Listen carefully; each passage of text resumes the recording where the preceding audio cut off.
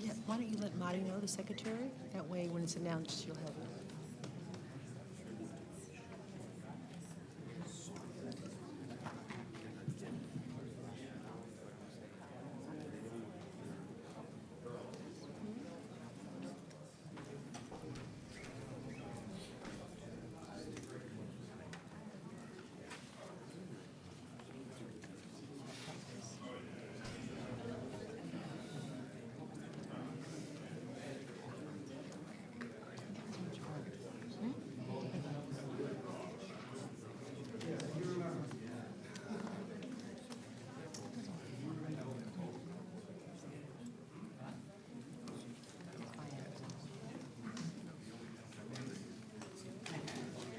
Good afternoon, everyone.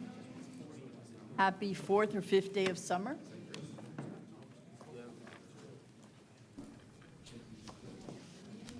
June 26th of the Board of Directors of MDX. I'd like to call it to order.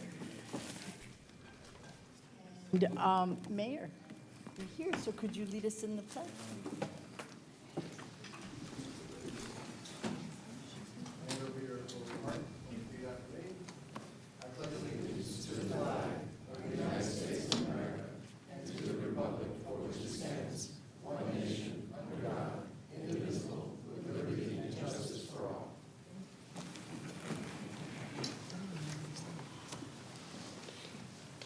Could you please do roll call? Yes, ma'am. Mayor Jimenez? Here. Harris? Here. Mr. Martinez? Here. Mr. Meyer? Present. Ms. Weinberg? Treasurer Board? Here. Secretary Wolf? Here. Vice Chair Edmondson?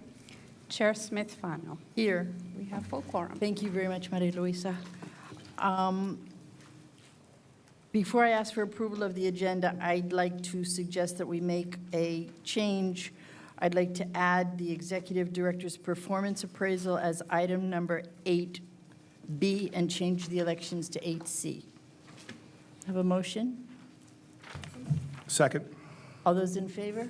Aye. Thank you. So the agenda will be so. Okay, and at this time, Mr. Zaldiwa. Declaration of voting conflicts. Do any members of this board have to report any conflicts with any items on the agenda? We move forward. Thank you. Okay, we're moving into citizens' comments. It's my understanding that we have someone that would like to make some comments to us. Is that the case? Maria Luisa? How are you? Nice to see you, Miss Walker. Welcome home.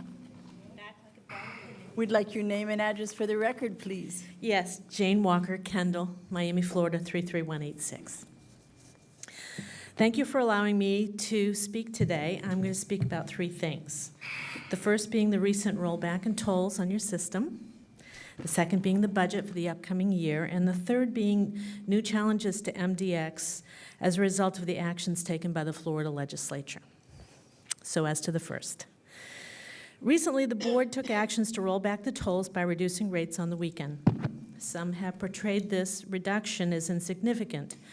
However, it bears mentioning that this is now the third action from recent boards, the first being rolling back tolls for truckers, a very pro-growth move, the second being the rebate program for frequent users, and now this weekend, toll reduction. Now, I'm not a financial person, and I spent a lot of Ms. time. Walker, Ms. Walker. I hate to interrupt you, but we need to make a very important clarification, please, Yes. if you don't mind. I'll let the executive Yeah, director. we did not reduce tolls 5% for weekends. We reduced tolls 5% across the board for Oh. not only SunPass users, but for toll-by-plate users. All users.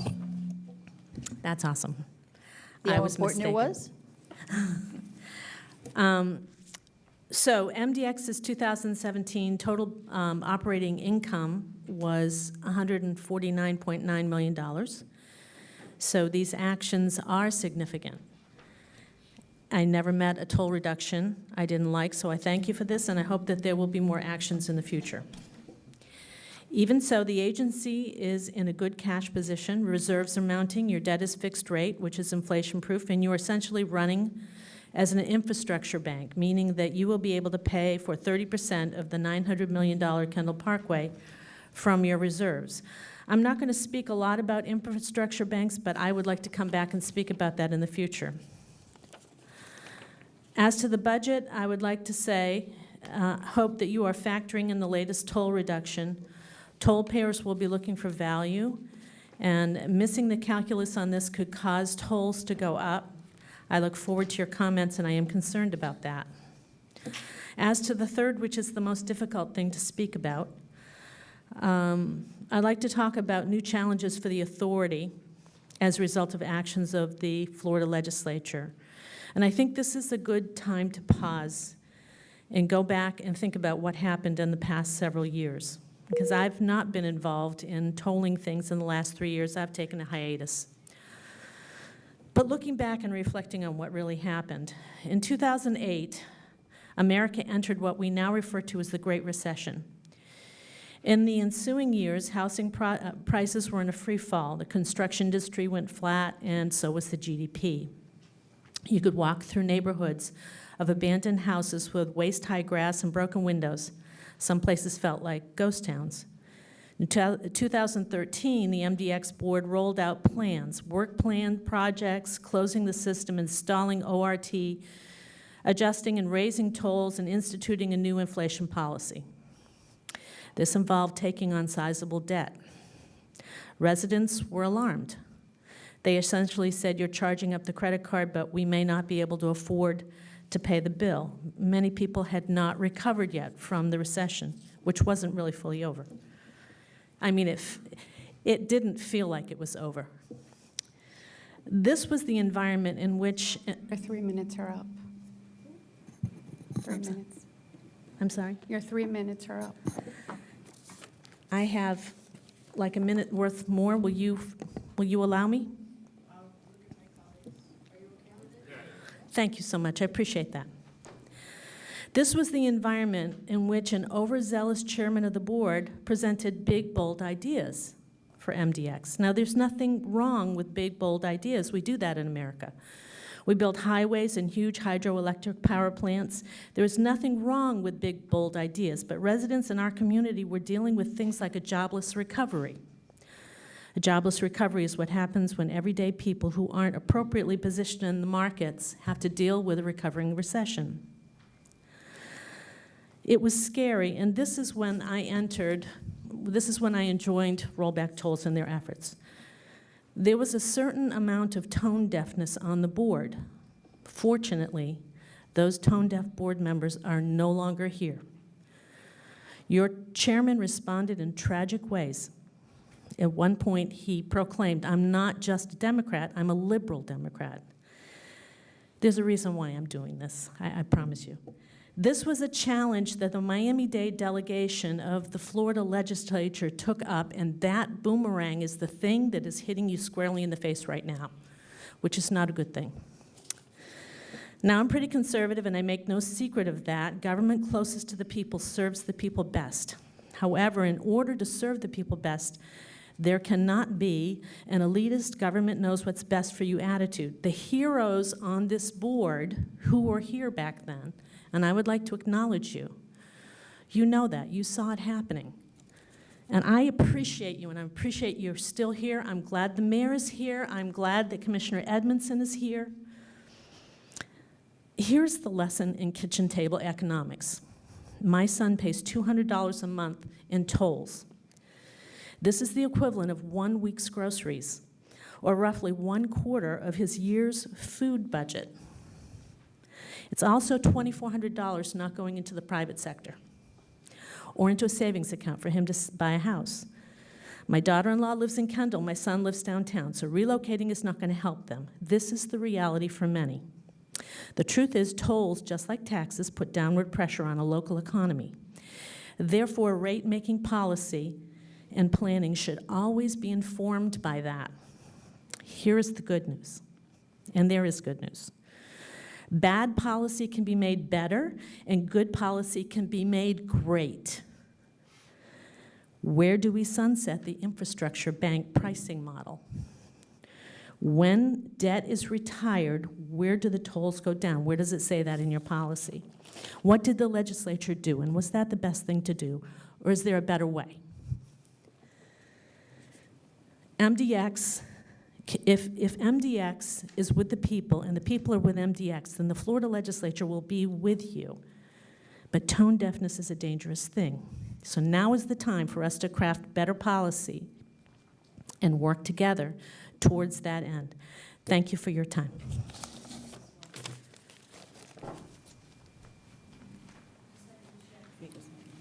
I'd like to check, is there any other citizens' comments? Okay, in that case, we'll be closing the citizens' comments item right now. In your package, you have summary minutes for May 29th and June 11th. Let's take them individually. Do you have a motion to approve the board meeting minutes for May 29th? So Move. all those in favor? Aye. Passed. Now, we'll take up the item, special board meeting of June 11th. Motion, please. Second. All those in favor? Aye. Great, summary minutes and minutes. Thank you so very much, Mr. Executive Director. I know it's been a long Thank you. afternoon. Yes. Thank you, you, sir. Madam Chair, board members. I will cover 2 items. I'll cover my report and the TPO's representative report. I'll start with the TPO, which is shorter. As it relates to MDX, this past Thursday, the TPO adopted the fiscal year 2019 to 2023 work plan, TIP. Our projects are contained in there, so that's a short report on that. As far as my report, update on the Kendall Parkway. Everyone knows on June 20th, Board of County Commissioner voted 9-2 to transmit the CDMP application to the state for review. This is not over. There's still a long ways to go. We've met with the community a number of times. We have to finalize documents for the public hearing of our NEPA study. We plan on having a public hearing in NEPA towards the end of the summer, beginning of the fall. We have to prepare for a toll rate public review that we presented to this board last month. We presented some rates before you. We have to take them to the public and ask the public for their input on the toll rate schedule, and then bring that back to this board for final action. Parallel to all of that, we have to begin the process of preparing our design-build documents. If we are going to keep our commitments of moving this project forward pending final approvals, then we must start working on those design-build procurement documents, which staff is. We've also been working on developing a right-of-way acquisition plan so we can hit the ground running and start acquiring the land that is needed, both public and private, along the corridor. Our commitment to the community is that this project, once approved, can be opened within the 3 to 5 year time frame. and we will do everything that we can leading to that commitment. I will say that over the last month, month and a half, we have made tremendous efforts to have people go to our website to get information on the Kendall Parkway. I will tell you that just in the month of June, we had over 9,000 hits on the website. People spent an average of 3 minutes on the website. This is good because not only did they look at the Kendall Parkway information, they looked at the agency's information that is on the website, much of which has already been populated, information all around. I have an update on various projects that I want to show you a slide presentation really quick. But before that, I want to congratulate Luce Weinberg for being reappointed to the board and Leonard Board for being reappointed by the governor of the state of Florida. And I also want to congratulate our chairwoman on being appointed to the Transportation Planning Organization. Now what I'd like to do is give you just a brief overview of where we are with our construction projects. We drive it every day. Hundreds of thousands of people see the construction every day. It is a jigsaw puzzle. I've said this multiple times. Maintaining traffic on 836 while reconstructing it is nothing short of incredible. It's starting to take shape. If you look at the Lejeune Road interchange, April of 2015, and you look at the pictures on the right-hand side of where we are today, you see the new signature flyover that's going to go into the airport already constructed. It's actually, they're placing the concrete on the ramp itself. This will remove all movements from the left-hand side of 836 to the, from the left-hand side to the right-hand side, allowing for through movement. This is what the interchange will look like when it's all said and done. So stay tuned, because this is what it will look like. If you go a little bit further west on Red Road, we're building our first DDI, Diverging Diamond Interchange. And there is a video that I will point folks in our website that actually shows how the traffic will flow through these interchanges. They are unique. It crisscrosses the traffic on Red Road. It makes pretty much for no left-hand turns at the interchange. It allows the traffic to flow better on the interchange, on the main line, and on the cross traffic as well. We also, on 37th Avenue, you've seen that the exit to the airport and to 37th Avenue have been modified. They're finalizing the last piece right along the Grapeland Heights Park. You can see that on there. And that's what it'll look like in the final stages. 27th Avenue, probably the worst interchange we had on our system because it was a full cloverleaf interchange. It was great for 1965 with 100, with 1 million people maybe in Miami-Dade County. It did not work for the population we had. Traffic would continuously back up into the main line, and you would have side swipes and rear-end collisions. Again, we're doing the DDI here, and here you can see in the construction that it's already starting to take shape. We get calls about how this is going to work. We have a full public communications campaign for this before we open it. On 83629, which is the redo of the 87th Avenue interchange, you can see that the widening of 836 has already taken place. The new ramps are in place. A lot of the bridge structures are in place. It's starting to take shape. Part of this reconstruction also affords for the inside shoulders to be the XT lanes all the way out to 137th Avenue. Dolphin Park and Ride, I believe next month we get our TCO.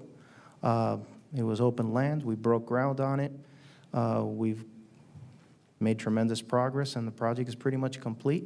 We have some photographs on our website, recent photographs of it lit up at night. It is going to be a very good state-of-the-art transit facility. As I stated the other day at the public meeting for the Kendall Parkway, the stations we're looking at for the Parkway are not going to be bus-type stations. They're going to be transit or transportation stations. Air conditioning, climate-controlled. The access from the highway will be in the median so that the buses can access these facilities and exit these facilities easier. This facility, because of the location where it was available, will have direct ramps from the Turnpike and from 836 going to the site. And then the last project I wanted to update you on is 874 extension.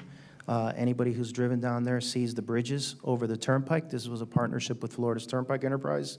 They actually built the bridges over the turnpike, and MDX is going ahead and widening 128th Street all the way to 137th Avenue. The project is well underway. The bridges are in place. We are currently working on 128th, and we're working on the connections to 874.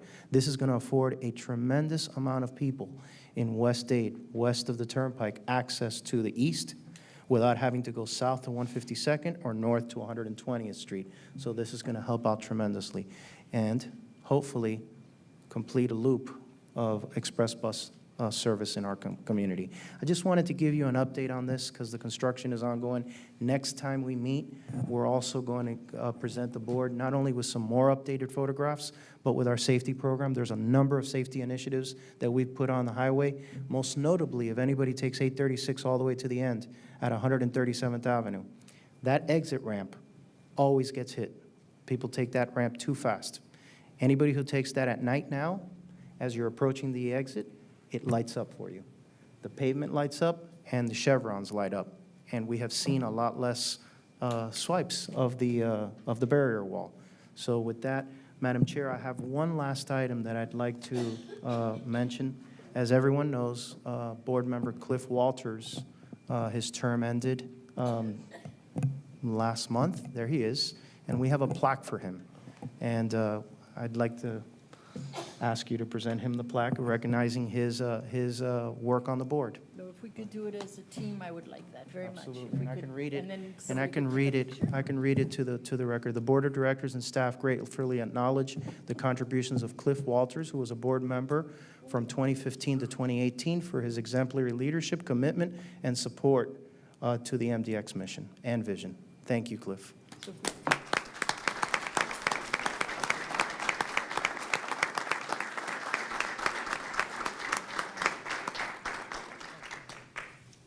There's one all of us that go.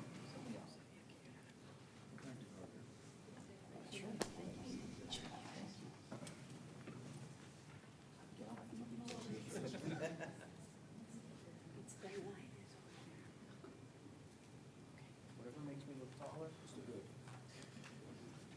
Yeah, we're going to.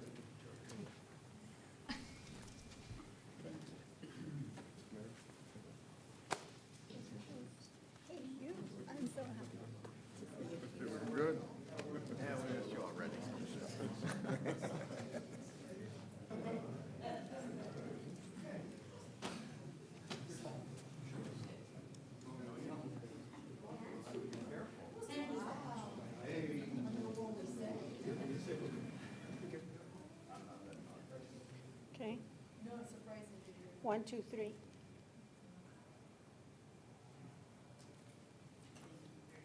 Thank you.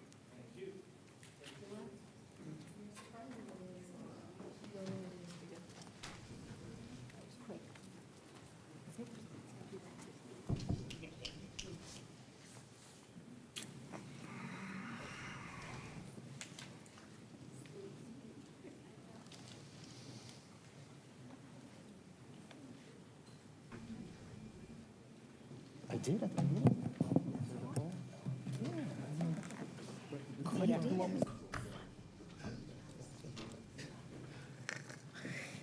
Madam Chair, that concludes my report. Thank you very much, Javier. And thank you again, Mr. Walters. And welcome, Luz. Looking forward to your sense of humor back on the board.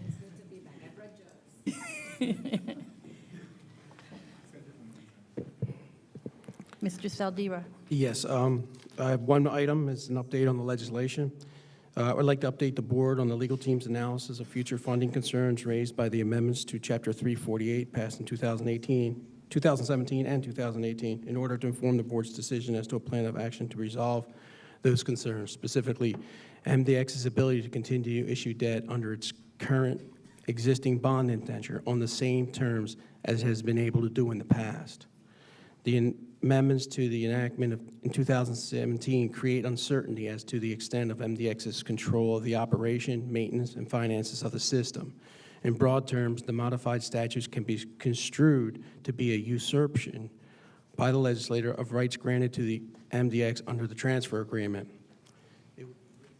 it would be difficult to view some of these statutory changes, such as the direct mandate to reduce tolls and requirement to deploy surplus revenue in a particular manner, as anything else.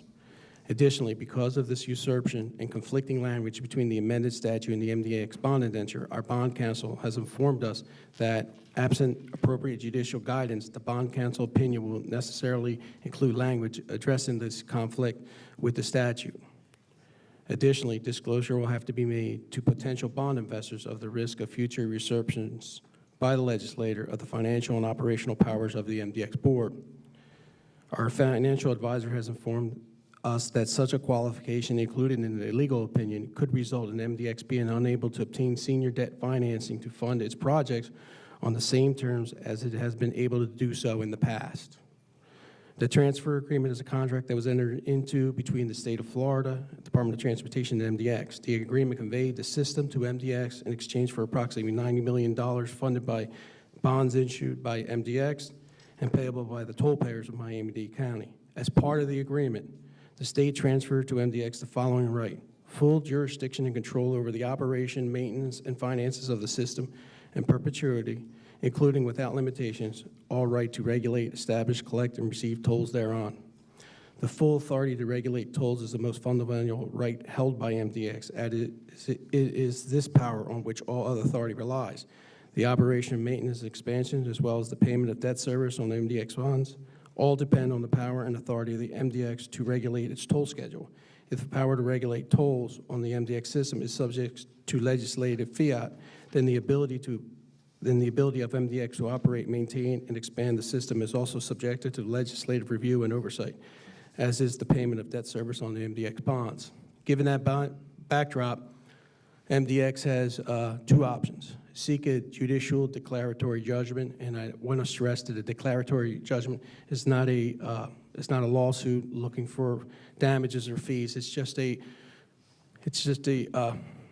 asking the court to interpret the interpretation of what we think the amendments were. So filing an action in circuit court to seek a declaratory judgment that the statutory amendments are invalid as an impairment of the rights bargained for and granted under the transfer agreement, or alternatively, interpreting the statute provisions in such a manner as to preserve the full autonomy of MDX over its system and resolve any conflicts with the MDX bond indenture in favor of the bond indenture.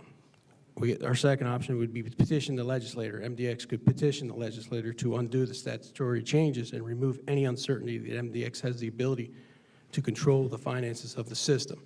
However, without judicial declaration, it should be noted that a future legislation could again take action that may create a cloud over MDX's rights.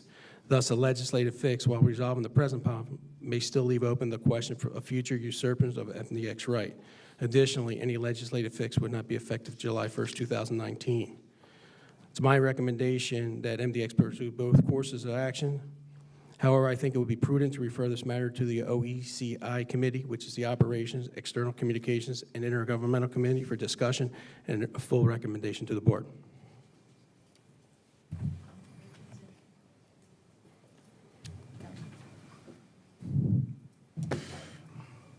Why would you not recommend that we take this up on full board and make a decision today? That is a possibility, but I think that in the spirit of MDX, we always run things through board and committee. That way, you get the feeling of what can be proposed, and it's a different environment. Just to follow up. So the earliest date that would happen would be when? We don't have a board meeting in July. We usually take off July, but that's not set in stone, but it's August. There would be a committee meeting in August, and that's chaired by the chairman of the OCEI committee. Mr. Mayor. I have a couple questions. The Turnpike Authority, there's an authority, I believe, the Turnpike, right? It's an authority? Yes. Yes. Has the state ever imposed requirements on the Turnpike Authority? Not that we're aware of, no. Do they have the same Not to the kind of best of my language? knowledge. Pardon me? They have the same kind of language that we do, in terms of they are the sole agency to determine rates, et cetera? Well, that was in the transfer agreement. That's what they gave us. No, the So, Turnpike. I'm talking about the Turnpike The Authority. Turnpike, when they sell bonds, the Department of Transportation, the Secretary of Transportation, the Director has that right to set the toll rates. They do go through an administrative process with the state where they have to go through public hearings, but yes, that is given to the Turnpike. Okay, I didn't understand the response, so The board, maybe Mr. Wolf knows what happens with the Turnpike Authority. You sell the bonds, or what happens there? There is no board right, parallel to this one. correct, It's the Secretary. correct. But they do sell bonds in the open market, the Turnpike does. Is the Turnpike Authority subject then to the whim of the legislature? They report to the governor.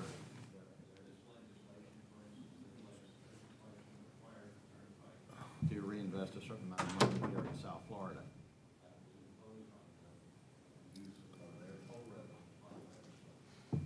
Did the Turnpike Authority suffer any downgrade in credit because of that imposition? Did the bond council give you a qualified opinion because the state legislature can actually impose certain requirements on the Turnpike Authority? I wasn't personally involved. That was some time ago. I'd like to get the answer to that question. It seems to be a parallel path here. So I'm not, I want to see what happened in the Turnpike Authority and whether those things, since they are basically at the whim of the legislature, they are an instrumentality of the legislature like we are. I mean, we're an instrumentality of the state. That bond council, I want to see what bond council's opinion was in terms of when they go out for sale, there'd be qualified opinion, et cetera, that may end up with a higher interest rate. I'm not sure that we have that, but I will talk to Florida's Turnpike and see if we have something. Okay, all right, thank you. Anyone else? Okay, thank you. Mr. Zaldívar, please, the consent agenda. Oh, yes. Ma'am, I'm sorry. yeah. Sorry, ma'am. I'm so sorry. So I would like to propose that we approve the recommendation from the attorney, that we move this to the committee and have a discussion at the committee level so that we can review it with the full board. For that? Yes. Okay, I think he said move. perfect, great. First, second. Any discussion? All those in favor to move it to the committee for discussion and further Aye. passed unanimously, so when we set up the next meeting, we will have that on the agenda. Thank you very much. I'm sorry, Mr. Ward, I didn't. Chair? Could we have answers to the questions that I asked at that meeting? Absolutely. Thank you. Staff, you'll take care of Mr. Rodriguez. Okay, everybody, I want to be sure that everybody's had their questions answered. Thank you. Okay, travel agenda, item A, July 16 to 18, 2018, trip to St. Petersburg, Florida, by Board Member Meyer and Executive Director Rodriguez to attend the Floridians for Better Transportation 2018 Transportation Summer Camp and Team Florida Quarterly Meeting, July 17, 2018, and July 22 to 24, 2018, trip to Portland, Oregon by Board Member Weinberg to attend the IBTTA Summit on Finance and Policy, Trust, and Accountability. Move. I have a request that when you all go to these meetings, would it be possible for you to bring back some information? Because unfortunately, we can't all go, and it would be nice if you can share the wealth with us. And thank you. So, all those in favor? Aye. Anyone opposed? Thank you. Okay. Mr. Zaldívar. The regular agenda, item A, approval of the fiscal year 2019 annual budget expenditures and the reallocation of funds to the general fund. Excuse me. Move. Discussion? Second, no discussion. All those in favor of approving the 2019 annual budget, please say aye. Aye. Any opposed? Passed unanimously. Thank you. Item B is not on your agenda. It was added. It's the annual performance evaluation for the executive director with a annual merit increase of 5%. Prior to this meeting, the executive committee met and did Mr. Rodriguez's annual performance evaluation. They evaluated him on 6 criteria, which ended up adding up to 100%. Mr. Rodriguez scored 89.4 out of 100 points. My understanding was 90, sir. Yeah, they rounded up to 90. 90% out of 100. And there was a recommendation to approve Mr. Rodriguez for a 5% increase for this year. Move. Merit increase. Moved. Second. Any discussion before anyone says, I want to thank not only the executive committee and the chair of the executive committee for a very healthy discussion, and for the other board members that did take their time to attend. I think it's great that we were all able to give our honest and transparent evaluation, both of the general counsel and the executive director. Open for any discussion, comments, questions? A motion and a second. All those in favor? Aye. All righty, Mr. Counsel. Election of authority officers. Do you mind if I move up to the podium?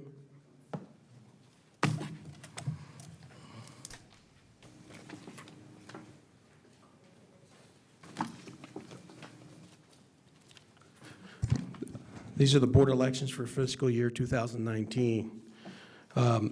Before we move forward with the election, I'd like to briefly review the customary procedures we will follow for the election for the record. Part 1 is the nominations. I will open the floor for nominations for each board office, beginning with the office of chair. You may nominate yourself, or you may nominate somebody else. There must be a second to any nomination. Members need not be present to be nominated, and I think we have everybody here, so there will be nobody on listening. This part 2 is the candidate statements and questions. After nomination for officers are closed, if a nominee chooses, they may make a statement or distribute a written statement to the members and the executive secretary for the record. Fellow board members may ask the nominee questions. The third part is discussion. There will be an opportunity for members to comment on various candidates when the comments are concluded. The balloting for that will commence. After that, the balloting will commence. Votes will be by written ballot that have been provided in the folders. This year, they're not color-coded. They were last year. If on the first ballot, no nominee receives the majority of the votes, the members receiving the few number of votes will be dropped from the balloting, and the second round of ballots will be commenced. If there's only one nominee for the position, voting can be completed by acclamation. And that's it. Before I open the nominations for the chair, are there any questions concerning the procedures? Okay. Since there's no questions, I'll move. The floor is now open for nominations for the office of chair of the governing board of the authority. If I may, I'd like to nominate Mayor Carlos Jimenez for chair.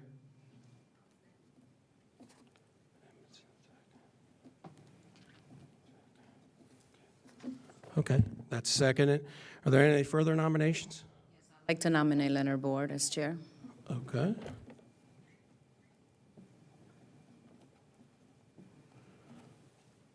Do I have a second?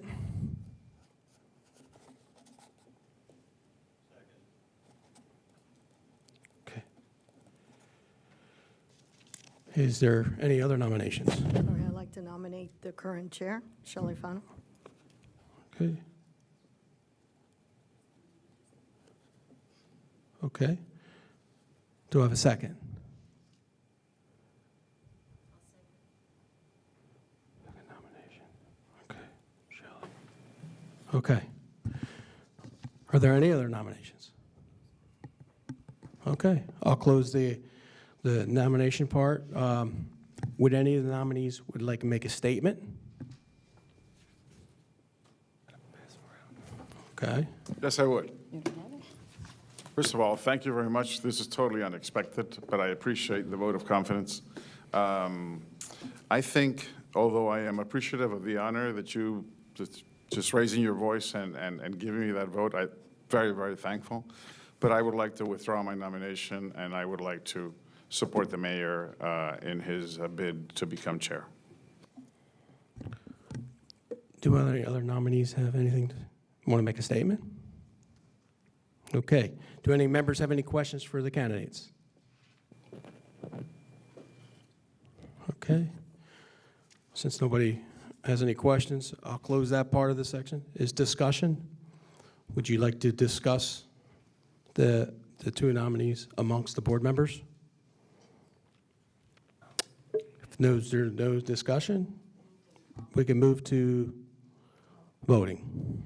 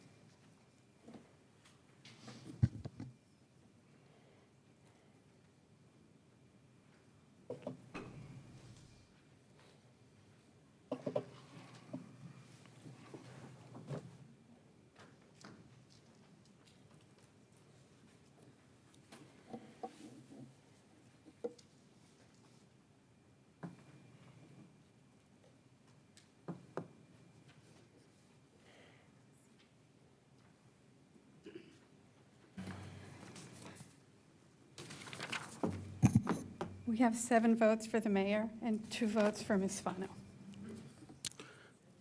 Congratulations, Mayor Jimenez, the authority's chair for the fiscal year starting July 1st. Okay, we're moving on to the vice chair. The floor is open for nominations for the vice chair. To nominate Commissioner Audrey Edmondson.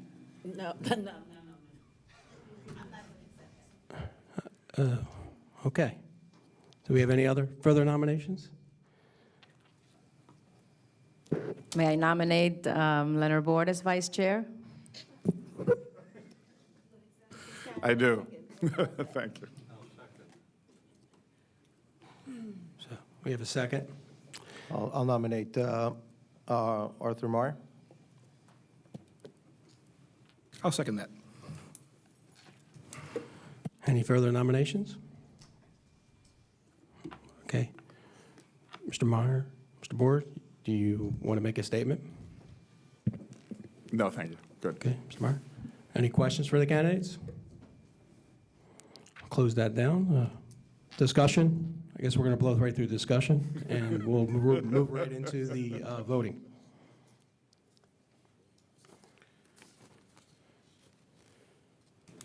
Yes, that's better. Microphone, sir. It breaks up as you're speaking. This one or You that? can't- No, that one over there. That goes in This and one's out. clear. This one, you sound like normal. That one over there sounds like it's broken up. It breaks up a little bit. I just realized now that you got up and spoke.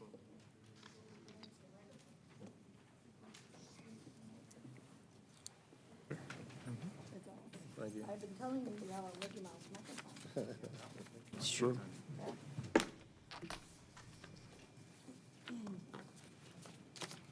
But he hasn't been reading when he does. He reads very quickly. Yes.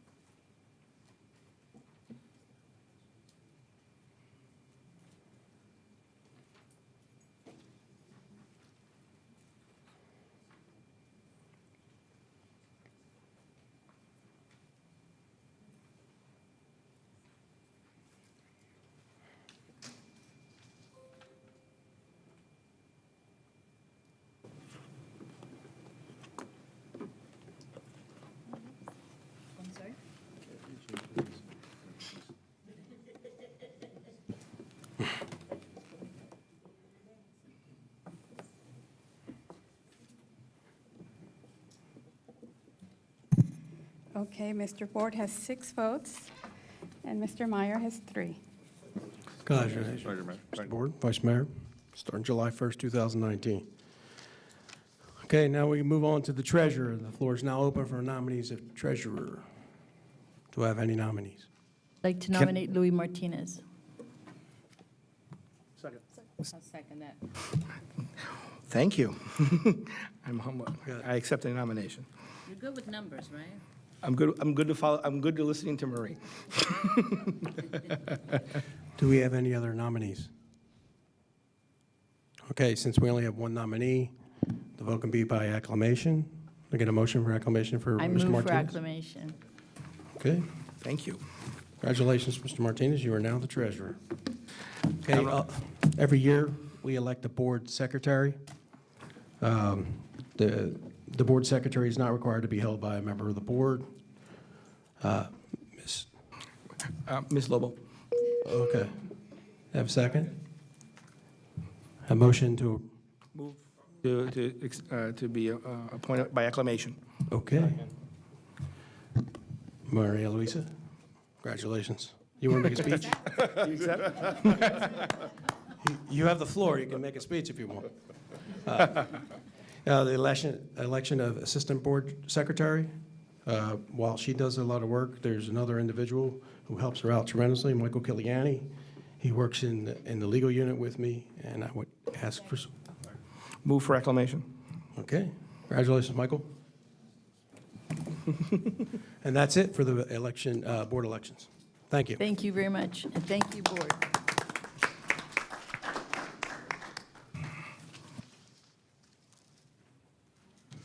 Informational reports is in your package. My comments. I am so proud and so happy, and thank you for the honor to have been your chair for this year.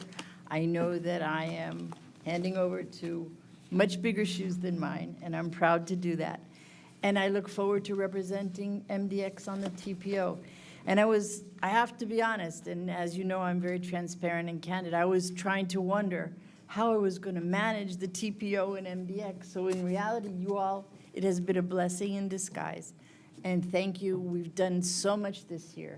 And the most recent, especially important, was the submittal of the application of Kendall Parkway and the reduction of 5% across the board. So I look forward to continually work hard with our new chair, our vice chair, our treasurer, and all of the board. Thank you very much.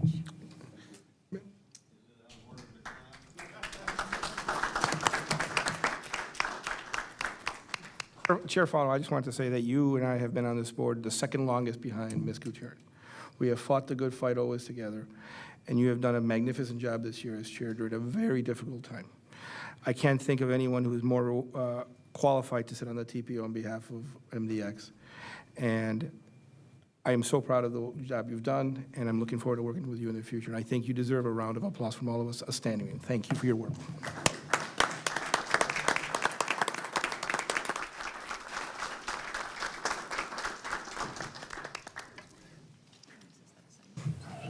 So I'd like to make a motion, because you know I'm into the pictures, to take a picture with our new chair and vice chair and treasurer. Could we do it group? Absolutely. You know, that's my thing. Absolutely. And then we'll make.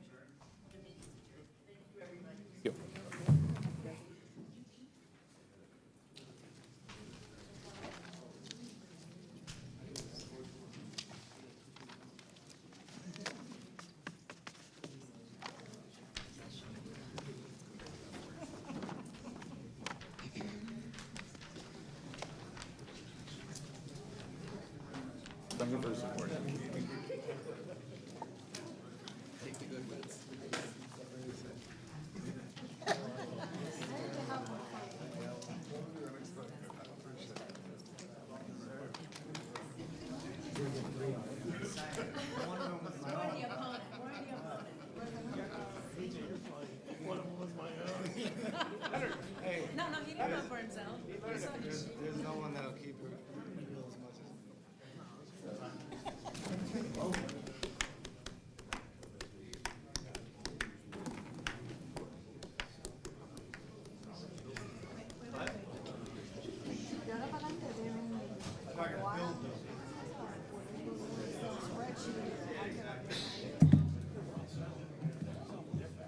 Exactly.